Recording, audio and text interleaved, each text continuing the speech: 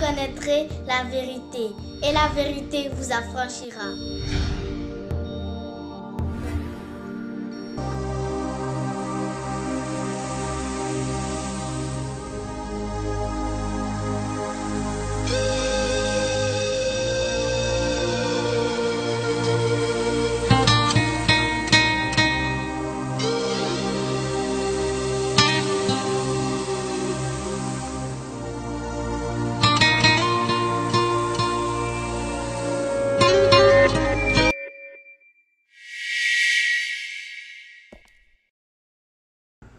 Alors, chers frères et sœurs, je vous salue dans le nom de notre Seigneur et Sauveur Jésus. Et donc, nous sommes à la troisième série, la troisième partie de notre série sur les enseignements ou le message de Jésus. Et la dernière fois, j'ai dit qu'il était vraiment très important pour chaque enfant de Dieu de vraiment connaître ce que Jésus a enseigné et de vraiment conformer sa vie à cela. Parce que quand Jésus partait au ciel, il a donné une mission à ses disciples sous deux aspects, ou bien en deux aspects. Il leur a d'abord dit d'aller par tout le monde entier, de prêcher la parole de Dieu, de faire de toutes les nations des disciples, de les baptiser au nom du Père, du Fils et du Saint-Esprit, et de leur enseigner tout ce qu'il leur a prescrit, de leur enseigner tout ce qu'il leur a enseigné. Et donc, ce que nous constatons aujourd'hui, c'est que beaucoup de personnes sont devenues chrétiens, beaucoup de personnes ont donné leur vie à Jésus, ils vont à l'église, sont vraiment nombreux, mais malheureusement, les enseignements de Jésus ne leur sont pas communiqués, ne leur sont pas expliqués pour que leur vie soit une vie conforme aux enseignements de Jésus. Et le danger, c'est que beaucoup de personnes au dernier jour vont vraiment se réveiller dans l'éternité et ils vont se rendre compte qu'en réalité, ils ont vécu une vie chrétienne loin de la vérité biblique. Et ça va les condamner un jour, ça va les conduire à l'enfer pour l'éternité. Et donc, cette série, pour moi, est vraiment une série qui est très importante parce que nous sommes en train de parcourir la Bible pour essayer de relever certains enseignements importants de Jésus pour que nous puissions vraiment nous approprier ces enseignements-là et les mettre en pratique. Voilà. Et donc, aujourd'hui, nous allons vraiment parler de la parabole du semeur. La parabole du semeur qui est une parabole que Jésus a donnée. Et de cette parabole-là, il va tirer en tout cas un enseignement pour nous présenter les 4 types de personnes, les 4 types de cœurs qui entendent l'évangile et la manière dont ils réagissent par rapport à la parole qu'ils entendent. Donc c'est vraiment important parce que voyez-vous, la vie chrétienne n'est pas une vie chrétienne facile. C'est une vie chrétienne, la vie chrétienne est vraiment difficile parce qu'il y a beaucoup de pièges, il y a beaucoup de tentations et nous avons beaucoup d'ennemis sur le chemin qui mène à la vie. C'est pour cela que Jésus pouvait dire dans Matthieu chapitre 7, Matthieu chapitre 7 à partir du verset 13, voilà ce que Jésus dit. Entrez par la porte étroite, car large est le chemin et spacieux est large est la porte, spacieux est le chemin qui mène à la perdition. Et il y en a beaucoup qui rentrent par là. Donc il y a beaucoup de personnes qui rentrent par la porte qui est spacieuse, par le chemin qui est large, par la porte qui est large, par le chemin qui est spacieux. Beaucoup rentrent par là et ils s'en vont à la mort, ils s'en vont à la perdition éternelle. Mais au verset 14, il est dit, mais étroite est la porte, resserrez le chemin qui mène à la vie, et il y en a peu qui les trouvent. Donc Jésus est en train de nous dire que d'abord la porte est étroite, Et le chemin est étroit. C'est-à-dire que le chemin qui mène à la vie éternelle est étroit. La porte est étroite. Vous voyez? Et aujourd'hui, malheureusement, ce n'est pas ce qu'on enseigne aux chrétiens.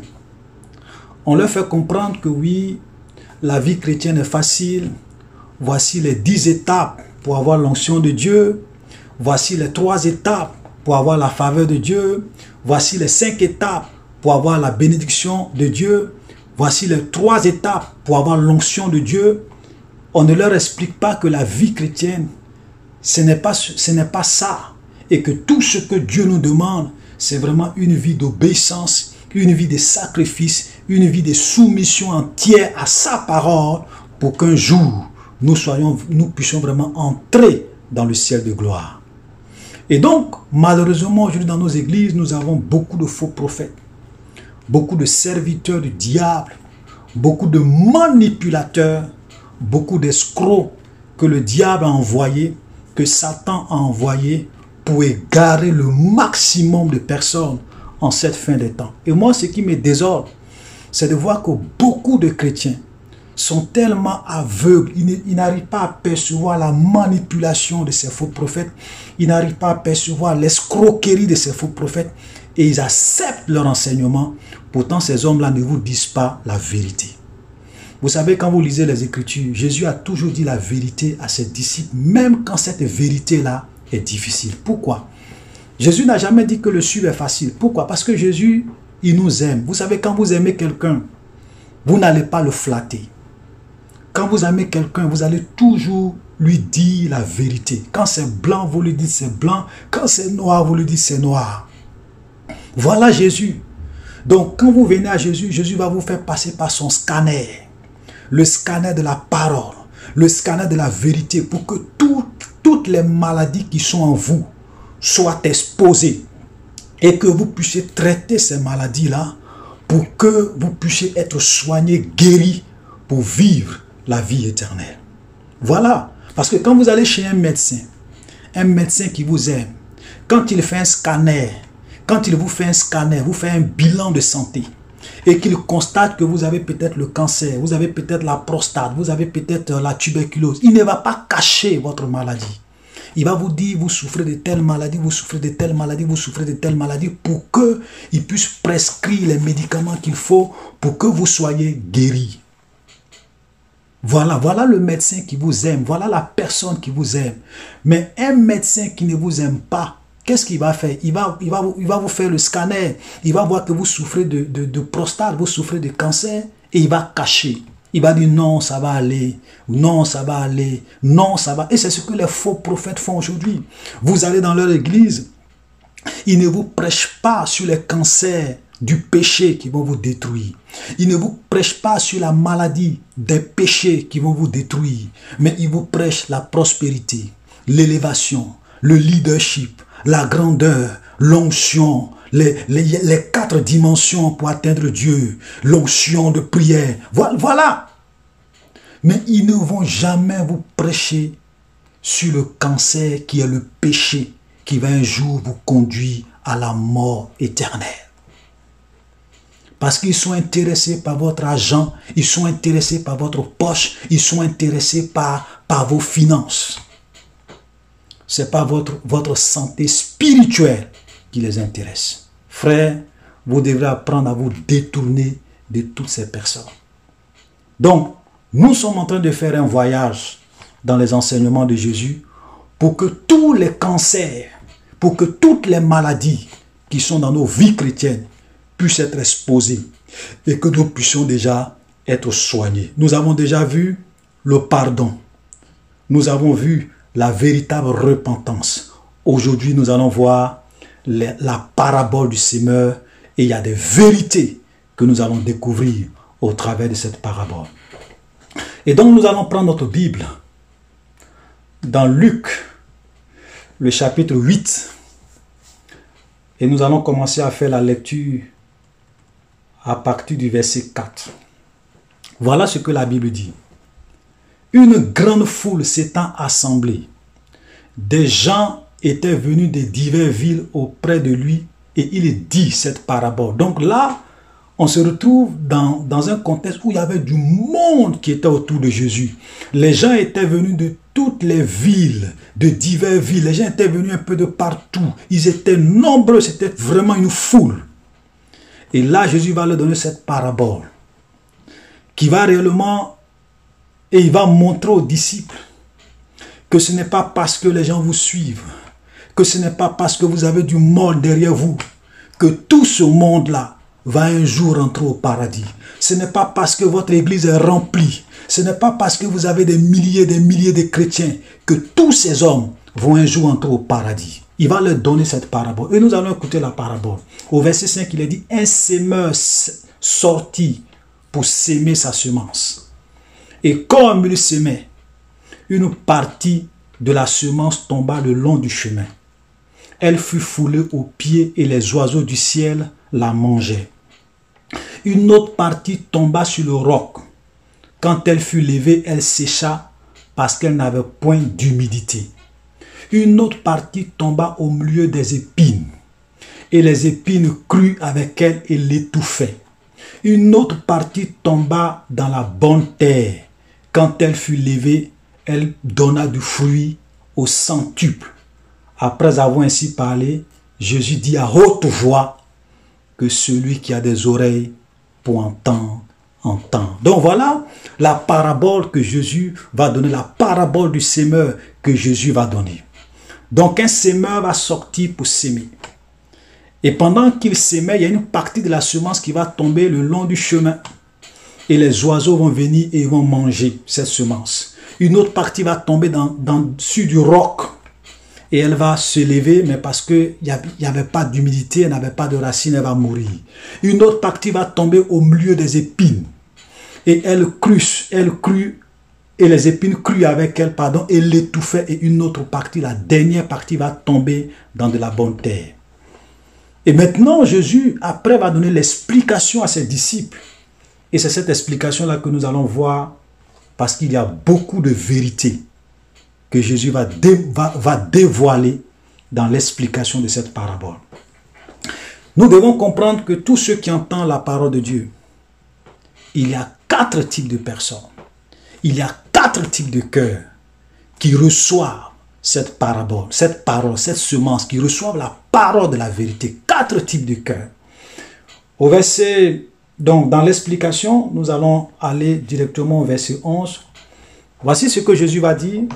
Voici ce que signifie cette parabole. La semence, c'est la parole de Dieu. Donc on a vu tout à l'heure qu'un semeur va sortir pour s'aimer. La semence ici, c'est la parabole, c'est la parole. La semence ici, c'est la vérité. La semence ici, ce sont les enseignements de Jésus. La semence ici, c'est la prédication de l'évangile. Et la Bible nous dit au verset 12, ceux qui sont le long du chemin, ce sont ceux qui entendent. Donc ce sont des gens qui entendent la parole. Puis le diable vient et enlève de leur cœur la parole de peur qu'ils ne croient et ne soient sauvés. Donc voilà le premier type de cœur. Ok? Donc ce sont des gens, quand vous annoncez la parole, ils entendent. Vous prêchez la vérité, ils entendent. Vous annoncez l'évangile, ils entendent. Ils vont dans les églises, vous leur parlez, ils entendent. Mais le problème, c'est que le diable ne veut pas qu'ils soient sauvés. Les démons qui les contrôlent ne veulent pas qu'ils soient sauvés. Les puissants des ténèbres qui les dominent ne veulent pas qu'ils soient sauvés. Et le diable s'arrange, il fait tout pour ne pas que la parole puisse vraiment être reçue dans le cœur. Donc Satan vient et il vole cette parole. Il vole cette parole par des raisonnements. Il peut voler cette parole par des calculs. Il peut voler cette parole par toutes sortes de philosophies. C'est pour cela que vous allez voir qu'il y a des gens à qui vous pouvez annoncer l'évangile. Mais leur cœur est incrédule parce qu'ils ont été formatés. Il y a des gens qui pensent que Dieu n'existe pas. Il y a des gens qui pensent que nous sommes de la descendance des singes. Voilà. Donc là, ils croient à la théorie de l'évolution. Donc Satan a plusieurs mécanismes pour réellement empêcher les gens de croire en la vérité, de croire en l'évangile. Et Paul nous dit, par exemple, dans 2 Corinthiens, chapitre 4, à partir du verset 3, voilà ce que Paul dit. Si notre évangile est encore voilé, il est voilé pour ceux qui périssent, pour les incrédules dont le Dieu de ce siècle a aveuglé l'intelligence, afin qu'ils ne visent pas briller la splendeur de l'évangile, de la gloire de Christ qui est l'image de Dieu. Donc ici, Paul dit que lorsque nous prêchons, si notre évangile est voilé, il est voilé pour ceux, pour les incrédules dont le Dieu de ce siècle a aveuglé l'intelligence. Donc il y a des gens dont le diable a réussi à aveugler l'intelligence et qui ne peuvent pas croire en la vérité. Donc voilà la première catégorie de personnes qui entendent l'évangile. Et laissez-moi vous dire que le diable, il sait que pour lui c'est déjà fini. Il sait qu'il il ne peut plus être sauvé. Il sait que lui et tous ces démons qui se sont rebellés contre Dieu, leur finalité, ça sera le feu éternel. Et Satan veut s'arranger pour qu'il ne soit pas le seul à aller à l'enfer. Il veut aller avec le maximum de personnes, le maximum d'hommes, le maximum de femmes. Et donc aujourd'hui, il est dans une guerre où il veut entraîner plusieurs personnes pour que toutes ces personnes puissent un jour être avec lui dans l'étang ardent de feu et de soufre. Laissez-moi vous dire, parce que quand vous lisez la Bible dit que l'enfer a été préparé pour le diable et pour ses démons. Dieu n'a pas fait ça pour l'homme. Mais il y aura également à l'enfer tous ceux qui vont suivre la voie du diable, tous ceux qui vont suivre le chemin de Satan, tous ceux qui vont désobéir et vivre pour la gloire de Satan. C'est ça qui est la vérité, frère. C'est ça qui est la vérité. Donc, voilà le premier type de cœur. Maintenant, le deuxième type de cœur que le Seigneur nous révèle dans cette parabole, c'est quoi? Il dit au verset 13, ceux qui sont sur le roc, c'est-à-dire que ceux qui ont reçu la semence sur le roc, ce sont ceux qui, lorsqu'ils entendent la parole, ils la reçoivent avec joie. Mais ils n'ont pas de racines, ils croient pour un temps et succombent au moment de la tentation. Et ça, on voit ça souvent beaucoup de fois. C'est-à-dire que vous avez des gens, quand vous leur annoncez l'évangile, ils croient en la parole. Ils reçoivent la parole avec joie. Ils donnent leur vie à Jésus. Ils acceptent le Seigneur comme Seigneur et Sauveur. Ils vont même à l'église. Ils reçoivent, parce qu'ici la Bible dit qu'ils reçoivent la parole avec joie. Ça veut dire qu'ils sont contents d'être chrétiens. Ils sont contents d'avoir compris l'évangile. Mais qu'est-ce qui se passe après? Mais ils n'ont point de racines. Ils croient pour un temps. Et ils succombent au moment de la tentation. Et quel est ce moment de la tentation? Nous allons par exemple voir plus de détails dans Matthieu. Voilà, Matthieu chapitre 13, à partir du verset 20.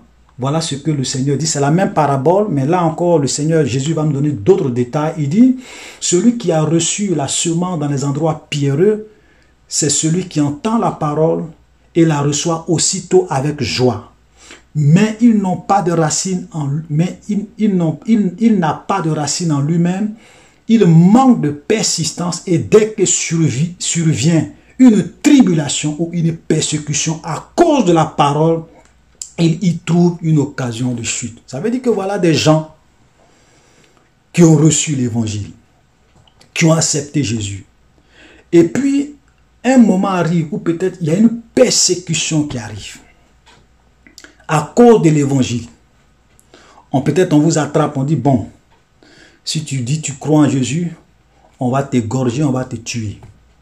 Si tu dis tu ne crois pas en Jésus, on te laisse tomber. Donc, il y a une persécution qui se lève. Et qu'est-ce qu'eux font? Leur foi n'est pas solide.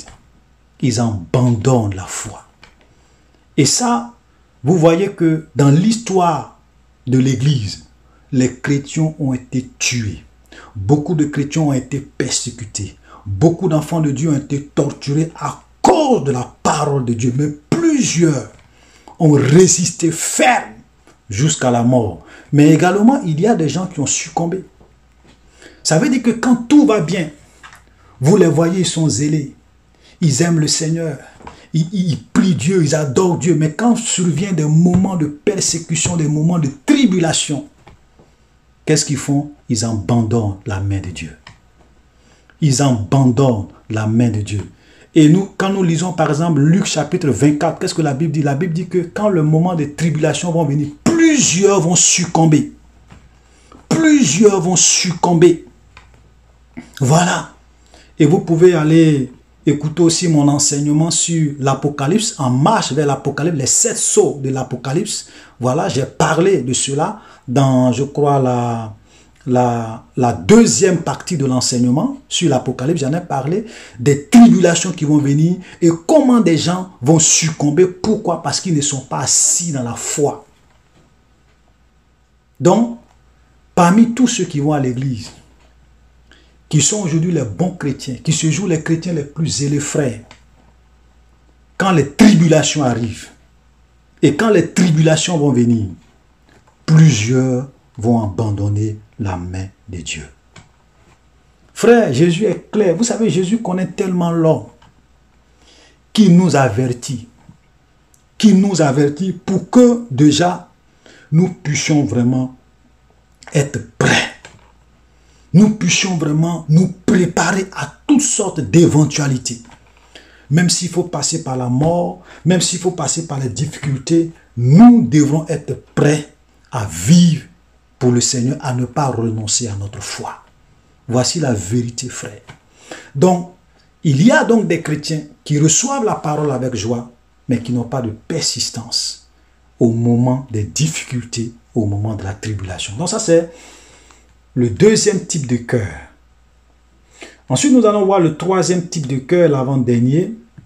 À partir du verset 14, voilà ce que Jésus dit. Il dit, ce qui est tombé parmi les épines, ce sont ceux qui, ayant entendu la parole, s'en vont et la laissent étouffer par les soucis, les richesses, les plaisirs de la vie. Ils ne portent point de fruits qui viennent à maturité. Donc voilà également un autre groupe de personnes, notre groupe de chrétiens qui ont accepté Jésus, qui ont décidé de marcher avec Jésus. Mais le problème avec eux, c'est que dans leur marche, il y aura des pièges qui vont les empêcher d'arriver à maturité. Et ces pièges-là, Jésus les cite. Il dit c'est quoi? C'est d'abord les soucis de la vie, les difficultés, les problèmes. Voilà, il y a des gens aujourd'hui qui sont chrétiens quand tout va bien. Il y a des gens aujourd'hui qui suivent Jésus parce qu'ils n'ont pas de problème, parce que toute leur vie, tout est rose. Donc, ils suivent Jésus.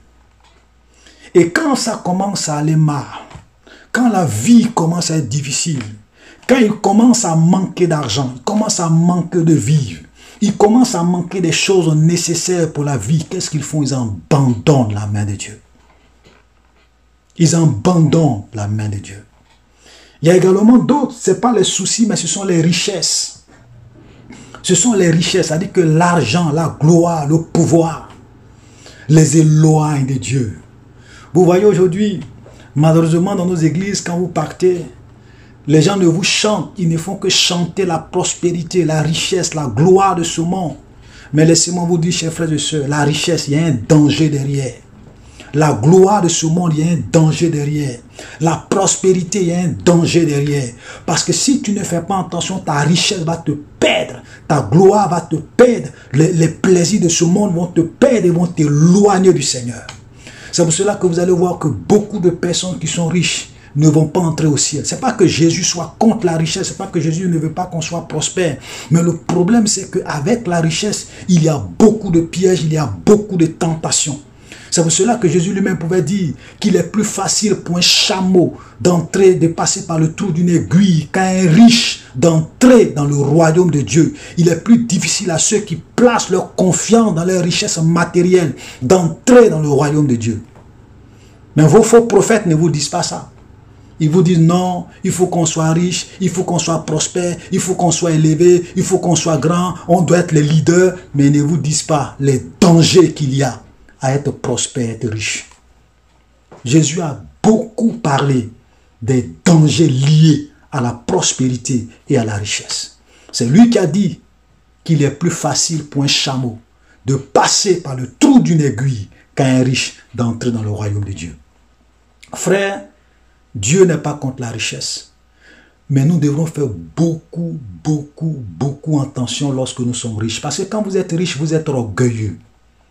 Quand vous êtes riche, vous pouvez être facilement arrogant. Quand vous êtes riche, vous vous croyez supérieur à tout le monde. Quand vous êtes riche, vous n'acceptez pas les critiques.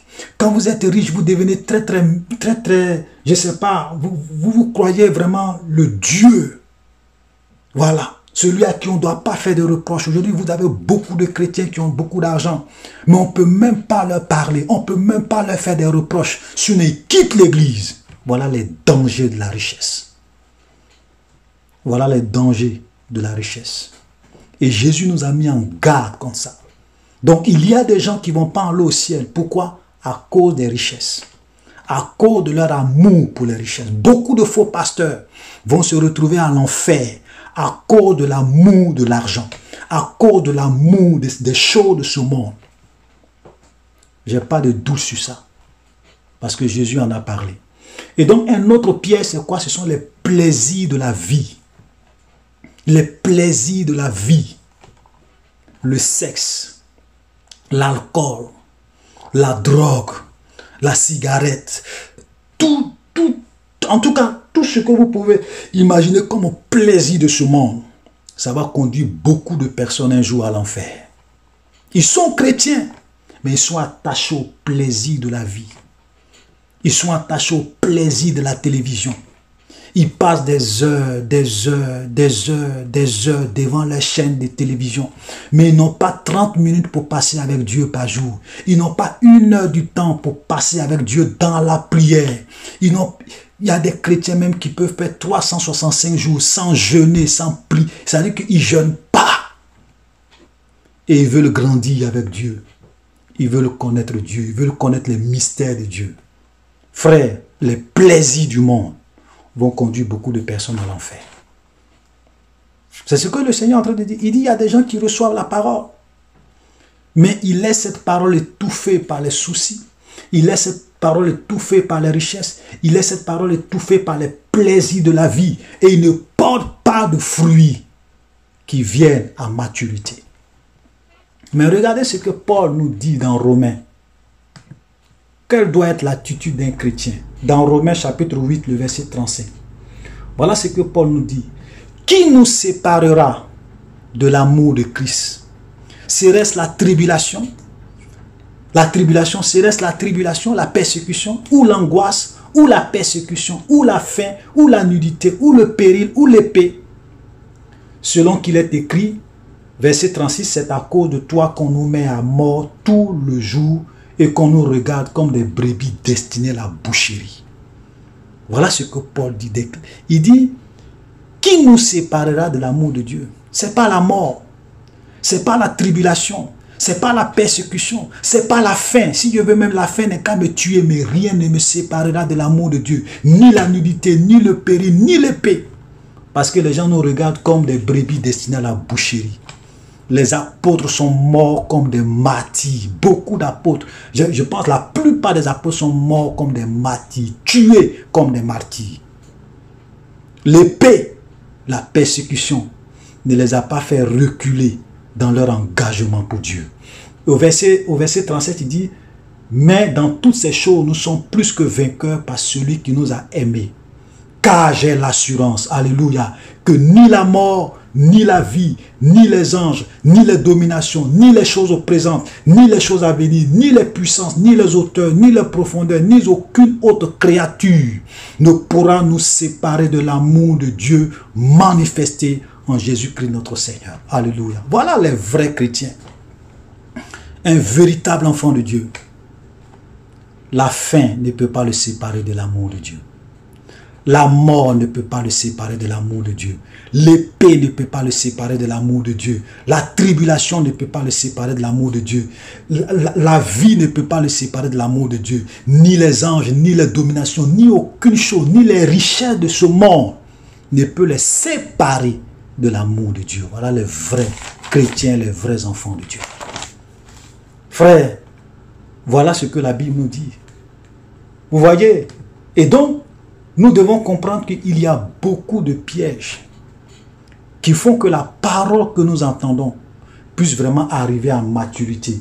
Et la dernière catégorie de cœur, au verset 15, la Bible dit, ce qui est tombé dans la bonne terre, ce sont ceux qui, ayant entendu la parole avec un cœur honnête et bon, la retiennent et portent du fruit avec persévérance.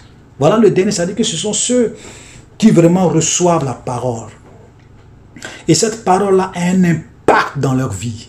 Et cette parole-là produit un changement dans leur vie. Et cette parole-là produit une foi sincère dans leur vie, un engagement véritable dans leur vie, avec persévérance. Ils portent du fruit qui arrive à maturité.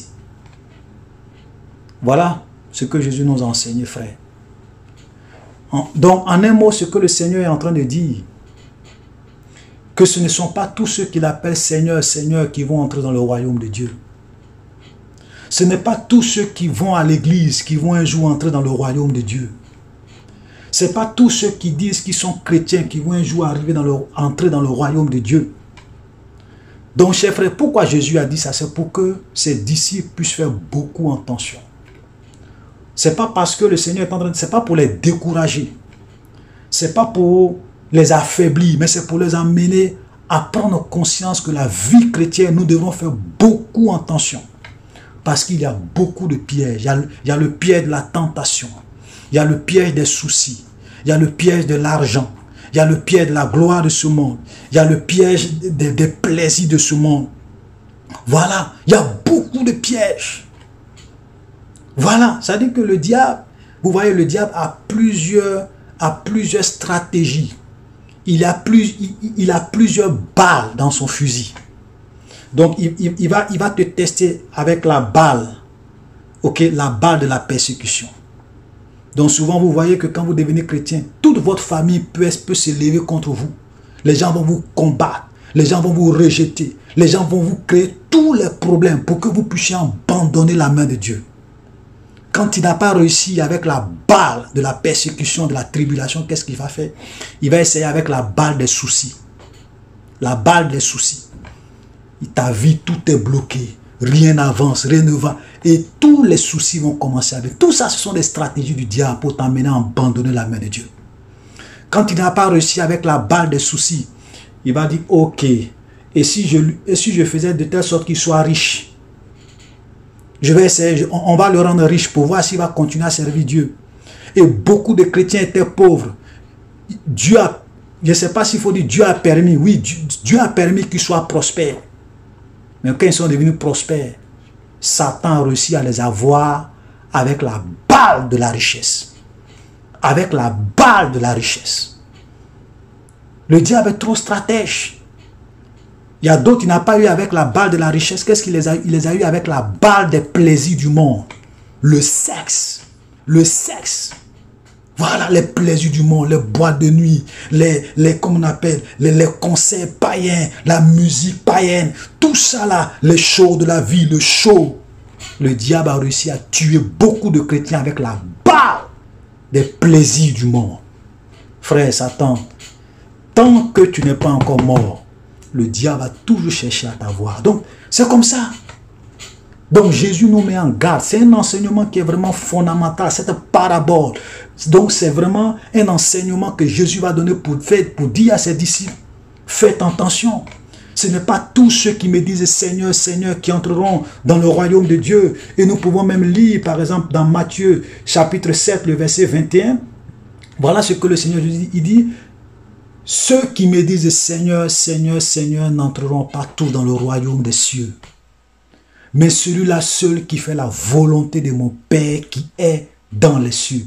Plusieurs me diront en ce jour-là, au jour du jugement, au dernier jour, il y a des gens qui vont venir dire à Jésus, Seigneur, Seigneur, n'avons-nous pas prophétisé par ton nom? N'avons-nous pas chassé les démons par ton nom? N'avons-nous pas fait beaucoup de miracles par ton nom? Alors je leur dirai ouvertement, je ne vous ai jamais connu, retirez-vous de moi, vous qui commettez l'iniquité.